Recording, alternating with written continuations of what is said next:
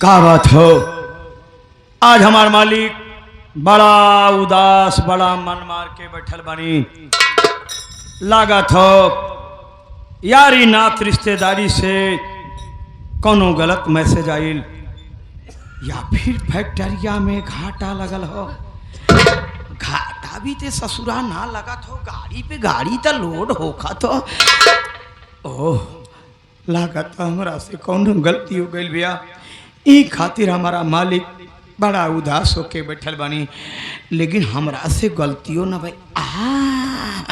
अब बुझाई जहाँ 4 गो बर्तन रहा था, लागत हो रतिया में भौजी से कुछ कहा सुनी हो गई। लेकिन भौजी से कहा सुनी कैसे हो सका था? भौजी तो घर में लक्ष्मी होके आइल बा। मालिक का कहना बा कि लइका लोगन का किलकारी गूंजी।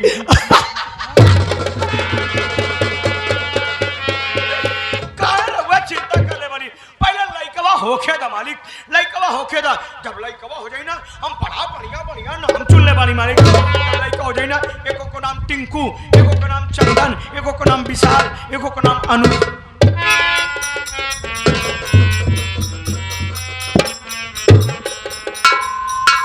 हम ज्यादा बोल गए का मालिक? प्यारी, तू भी मेरा मजाक उड़ा रहा है। कैसे कहत बानी? प्यारी, शादी को 10 साल बीत गए। अच्छा हम जाना तानी मालिक, हम जाना तानी। परसों रउआ का शादी के साल गिरा हुआ है, एना बार और बढ़िया से मनावल जाए। मीठा बनवैले बनी, बर्फी, लड्डू, कटलेस, बालूशाही। प्यारी, वो बात नहीं है। क्या सोचा था, क्या हो गया? और करिश्मा को इस घर में आए 10 साल बीत गए। बूझत बानी मालिक, और उससे एक भी बच्चा पैदा नहीं हुआ। सोचा था इस घर में बच्चों की किलकारियां गूंजेगी, लेकिन मेरा सारा सपना चकनाचूर हो गया। तरौआ लइका के खातिर मन मार के बैठल बानी। अरे छोरी मार दबा, लइका पैका तो ससुरा हो खतरही आज ना तो सदिया भइल बा त भियान लइकावा हो खबे करी। अब फिर अपन लइका न होई त केहू का लइका का गोदना मालिक। सारी बात छोड़ी और रउआ एगो बात बताई। परसों 12 बजे रउआ का तबीयत खराब भइल हल, हमन लोगन हॉस्पिटल लेके गइल हनी। डॉक्टर साहब कुछ रिपोर्ट में बतैले। प्यारी, रिपोर्ट आ गई है, मैं डॉक्टर से मिलकर के ही आ रहा हूँ। बोली। लेकिन जो बात मैं तुम्हें बताने जा रहा हूँ, तुम वादा करो कि वो बात मेरे छोटे भाई मोहन से नहीं कहोगे। फिर मालिक रिपोर्टिया में निकलल का बात जवन छोटका भैया मोहन से छिपावल जाई। प्यारी, डॉक्टर साहब ने कहा कि देखो सोहनलाल, मुझे बड़े अफसोस के साथ कहना पड़ रहा है कि तुम्हारी एक किडनी डैमेज हो गई है, उसकी जगह दूसरी किडनी लगाना पड़ेगा। रउआ कहीं एगो किडनी डैमेज हो गई बा? हाँ मेरे भाई। मालिक, बिहारिया इतना दिन चुप रहा, लेकिन अब बिहारिया ना चुप रही। कहावत कहा गई बाप, बिना विचारे जो करे सो पाछे पछताए, और काम बिगाड़ो आपनो जग में हो शायद। पहले कहत रहनी कलिशमा का आंखी भुअर हो, कुलक्षणी हो, एकरा लइका पैका ना होई। अरे सोची मालिक, सोची बीमारी रउआ से ससुरी 3 किलोमीटर दूर रख के बात करत रहल। आगे किडनी खराब हो गई बा, दूसर का किडनी का भरोसा।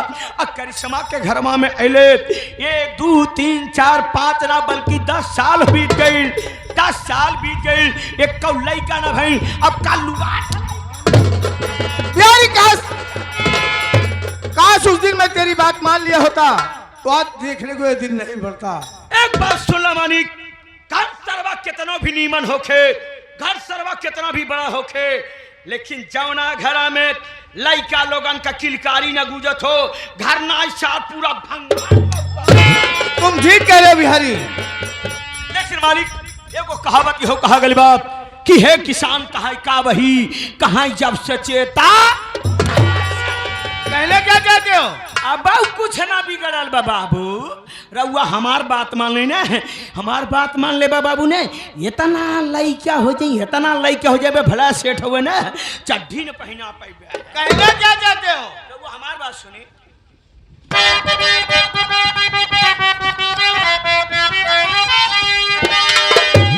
बात मालिकी हमारी सुनो ध्यान से,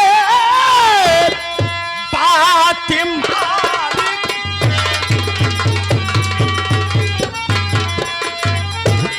बात मालिकी हमारी सुनो ध्यान से, दूसरी शादी अपनी रचाओ अभी, पत्थर की मूर्ति है ये करिश्मा सुनो, उसके तन से न होगा ये बच्चा।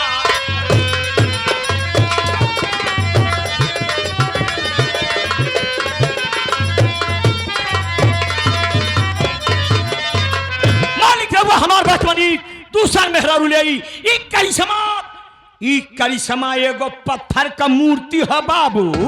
अब पत्थर के मूर्ति पे कितना भी जल चढ़ावल जाला, कहा बोला था भैया लोग ना। लेकिन बिहारी पहले मेरी बात सुन।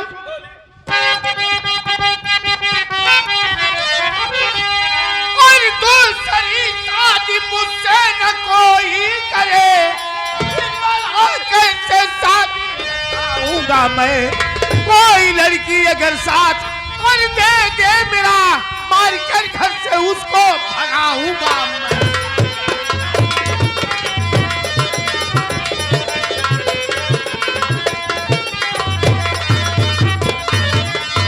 यानी पहले तो कोई लड़की मुझसे शादी नहीं करेगी, अगर कोई लड़की मेरा साथ दे दे तो मैं तुझसे वादा करता हूँ कि करिश्मा को मार कर सीधम घर से बाहर दूंगा।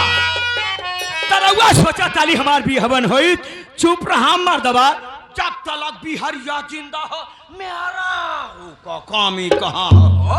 रउआ हमार बात सुनी था, बोलो।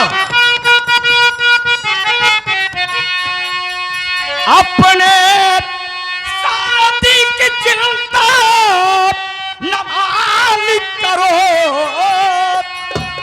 दूसरी दुल्हन जल्दी से लाऊंगा मैं, करिश्मा दूसरी दुल्हन से लाऊंगा।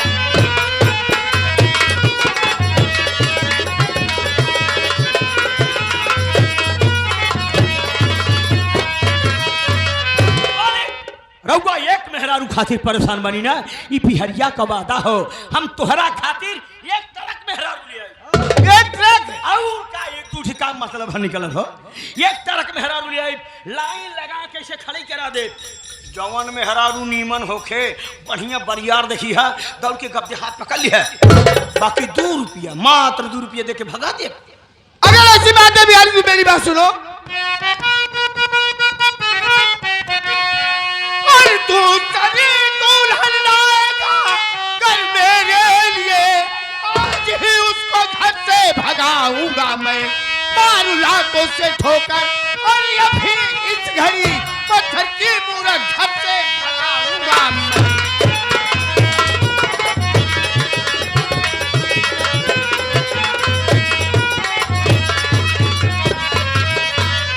यानी अगर तू मेरे लिए दूसरी दुल्हन लाएगा तो मैं तुझसे वादा करता हूँ कि करिश्मा को लातों से ठोकर मार कर अभी इसी वक्त घर से बाहर कर दूंगा। रउआ का हम पहले बतावत रही ना कि रउआ झरबैली के पेड़ में अंगूर खोजत बानी, खोजला कांटा चुभल कि ना चुभल? तुम ठीक कह रहे हो बिहारी। अबले कम से कम 10 साल में 2 लड़के तो जरूर हो खुद हो।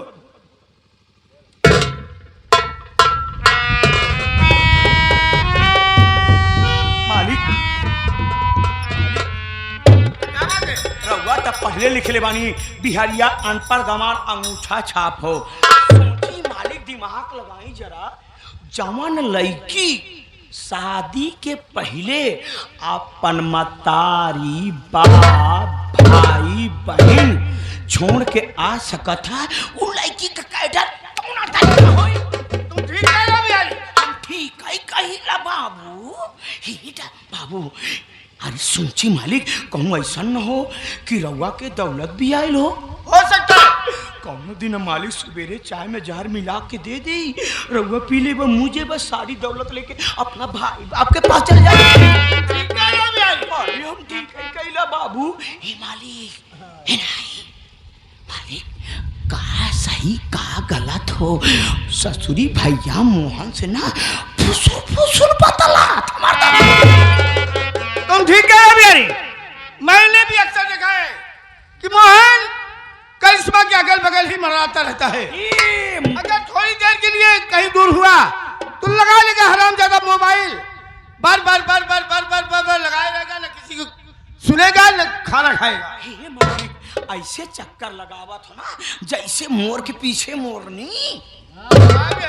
दोनों कुड़चूटा भाई बानी बाबू। तुम ठीक कह रहे हो मालिक, रउआ प्यार कर ले बानी, बताए सचो ई करिश्मा गरीब घर का लड़की हो कि अमीर घर का?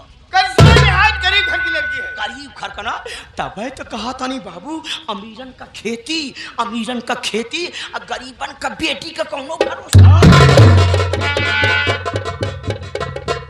तुम ठीक कह रहे बिहारी।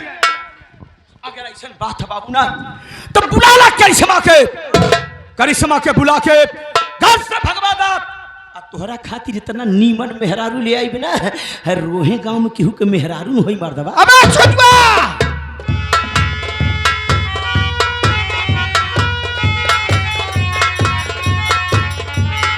करिश्मा कहाँ है?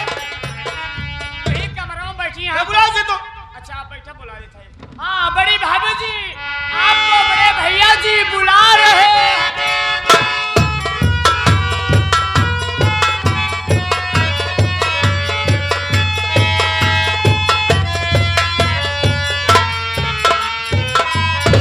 प्राणनाथ के चरणों में दासी करिश्मा का प्रणाम स्वीकारो स्वामी जी।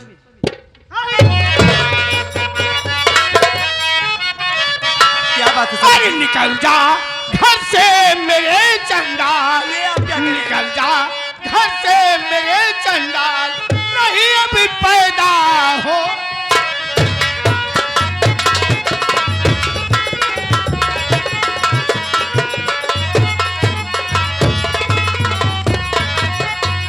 शादी को 10 साल हुए, पैदा ना हुआ ललनी।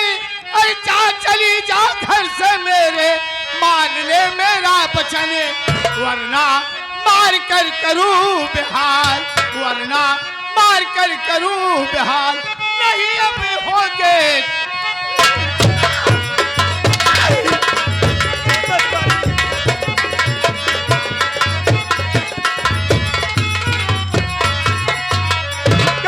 दादी, तुझे इस घर में 10 साल बीत गए और जब तुझसे एक भी बच्चा नहीं पैदा हुआ तो तुझे इस घर में रखकर मैं क्या करूंगा?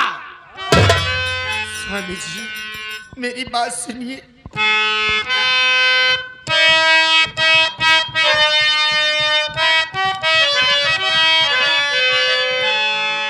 छुड़ाओ ना मुझसे घरे दो,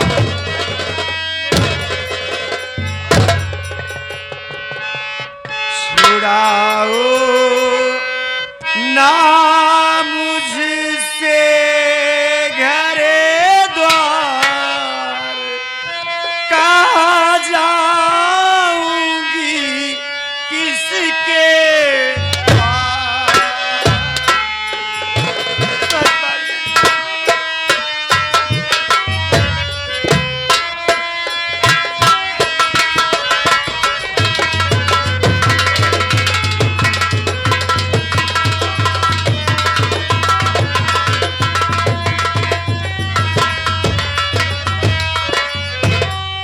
आज नहीं तो कल स्वामी बच्चे मेरे हो जाएंगे, देगा ऊपर वाला स्वामी, तभी तो ललन को पाओगे। उसकी महिमा अपरंपार। जिसकी महिमा अपरंपार, छुड़ाओ ना मुझसे घर।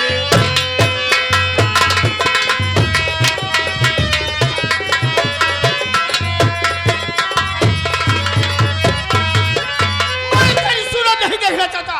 जितनी जल्दी हो सके मेरा घर छोड़ के चली जा। स्वामी जी, अरे कल रात को तो आप मुझसे अच्छी अच्छी बातें कर रहे थे, बहुत प्यार कर रहे थे, बहुत सपने दिखा रहे थे। अरे आज अचानक आपको क्या हो गया स्वामी जी? अब मुझे तुझसे नफरत हो गई है। मेरी बात सुनिए स्वामी जी।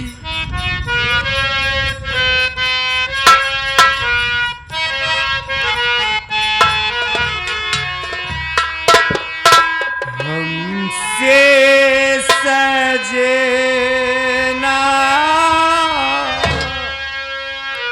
क्यों रूठे हो, हमसे सजना क्यों रूठे हो।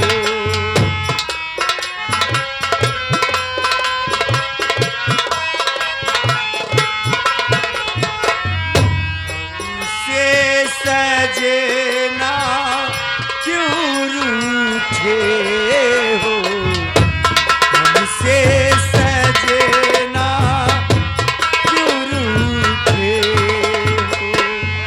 हम झूठे या तुम झूठे अभी मैं झूठा हूं। हो।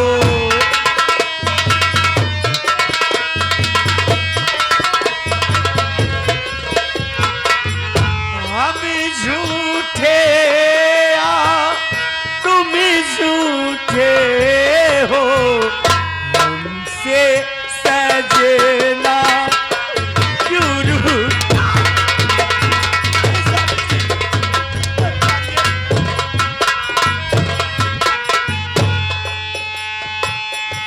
हम हैं तुम्हारे लिए कैसे समझाएं।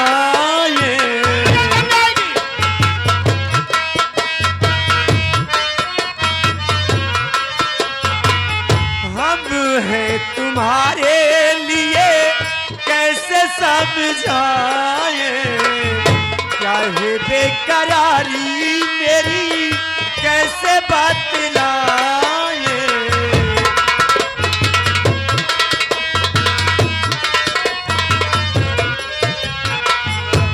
तुम्हें चाहा तुम्हें पूजा कोई हमदम नहीं दूजा। ओ आओ मेरे पास आओ, छोड़ो तड़पाना, हमसे सजना क्यों रूठे। मत मारिए स्वामी जी।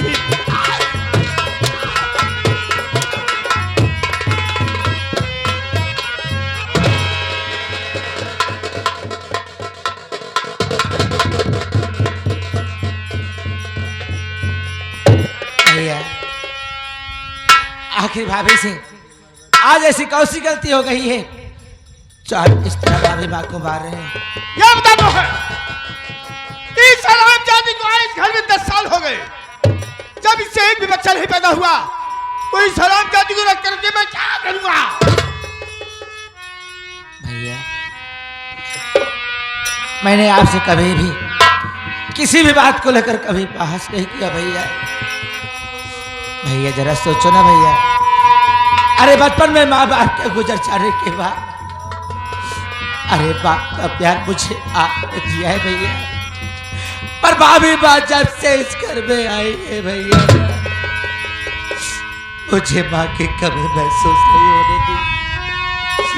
आप कह रहे हैं ना तो भाभी को आए 10 साल हो गया और एक बच्चा पैदा नहीं हुआ। अरे भैया, अरे 10 साल हो जाए चाहे 15 साल भैया, अरे जब ऊपर वाला ही नहीं चाहेगा ना तो हमारे आपके चाहने से क्या हो? तो तू इसकी वकालत करने आया है? नहीं भैया, अरे आपके सामने मेरी बोलने की औकात ही क्या है, पर आज भाभी माँ को आप इस तरह मार रहे हैं इसलिए मुझे बोलना पड़ रहा है भैया। भैया ये मेरा पर्सनल मामला है, इसमें टांग अड़ाने किसने कहा तुझे? हाँ? किसने कहा? सही कह रहे हैं भैया, मानता हूँ आपका अपना पर्सनल मैटर है, इसमें बोलने वाला मैं कौन सा होता हूँ? अरे भैया,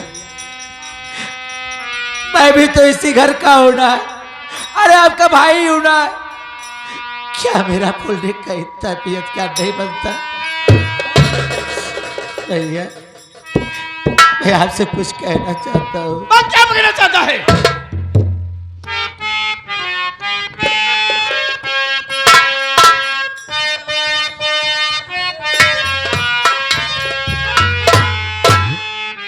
नहीं भैया, भाभी को घर से भागा,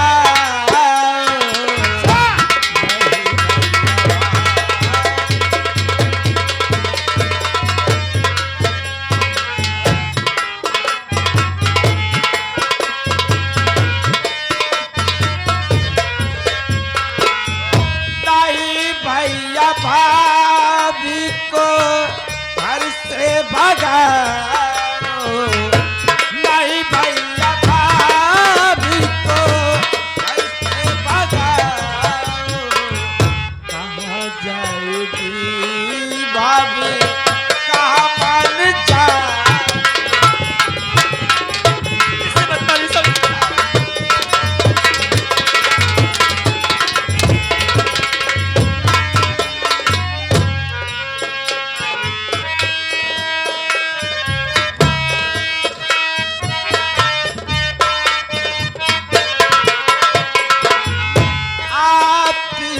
खातिर भैया भाई को छोड़ा, खातिर भैया भाई को छोड़ा, बच्चे के खातिर भैया न घर से भगाओ,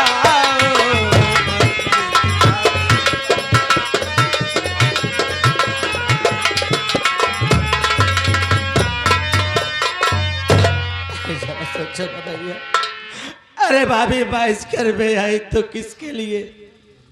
आपके लिए ना, अरे आपके प्यार के खातिर ना, और आज आप एक औलाद के लिए भाभी माँ को घर से भगा रहे, ये अपना फैसला बदल दो मेरी बात भाभी माँ को घर से मत भगाओ भैया।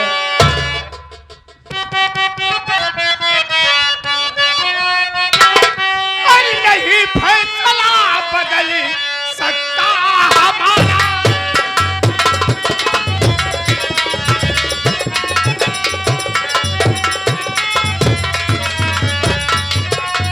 और नहीं फैसला बदल सकता हमारा, नहीं फैसला बदल सकता हमारा, और नहीं अब जुमा को दोबारा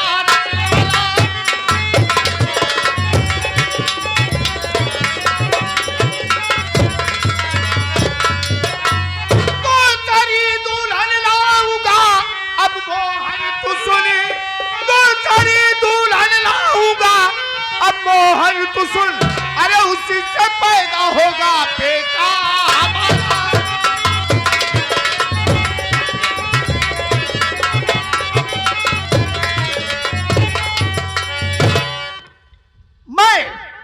मैं अब दूसरी शादी करूंगा, इस कलमुही को इसकी सूरत देखना पाप है।